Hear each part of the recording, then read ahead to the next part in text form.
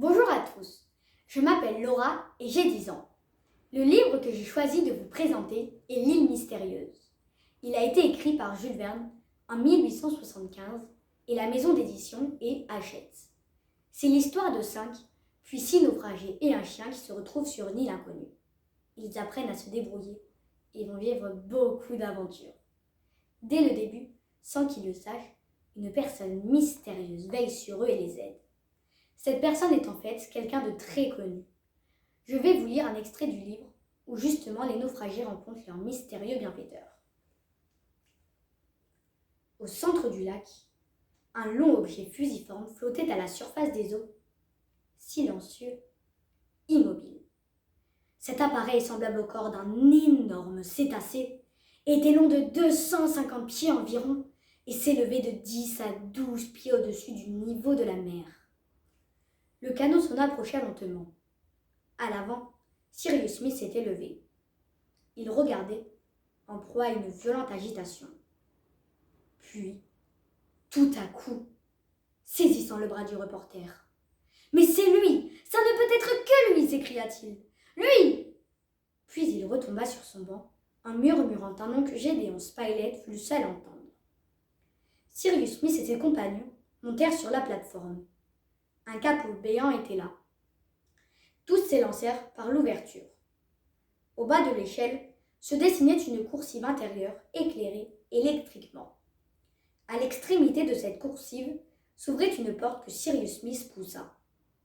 Une salle richement ornée, que traversèrent rapidement les colons, confinait à une bibliothèque dans laquelle un plafond lumineux versait un torrent de lumière. Au fond de la bibliothèque, une large porte fermée également fut ouverte par l'ingénieur. Un vaste salon, sorte de musée où étaient entassés, avec tous les trésors de la nature minérale, des œuvres de l'art, des merveilles de l'industrie, apparut aux yeux des colons, qui durent se croire féeriquement transportés dans le monde des rêves. Étendus sur un riche divan, ils virent un homme qui ne sembla pas s'apercevoir de leur présence. Alors, Cyrus Smith éleva la voix et, à l'extrême surprise de ses compagnons, il prononça ces paroles. « Capitaine Nemo, vous nous avez demandé, nous voici !»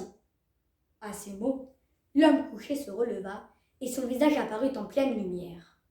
Tête magnifique, front haut, regard fier, barbe blanche, chevelure abondante et rejetée en arrière.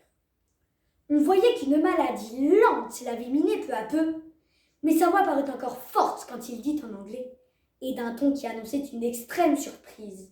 « Vous savez le nom que j'ai porté, monsieur ?» demanda-t-il. « Je le sais, » répondit Cyrus Smith, « comme je sais le nom de cet admirable appareil sous-marin. »« Le Nautilus ?» dit en souriant à demi le capitaine. « Le Nautilus. »« Qui donc a pu trahir mon secret ?» reprit-il. « Un homme qui n'a jamais pris d'engagement envers vous, capitaine Nemo, et qui, par conséquent, ne peut être accusé de trahison. Ce Français que le hasard jeta à mon bord il y a 16 ans ? Lui-même. Cet homme et ses 2 compagnons n'ont donc pas péri dans le maelstrom où le Nautilus s'était engagé ? Ils n'ont pas péri, et il y a pas reçu le titre de 20 milieux sous les mers, un ouvrage qui contient votre histoire.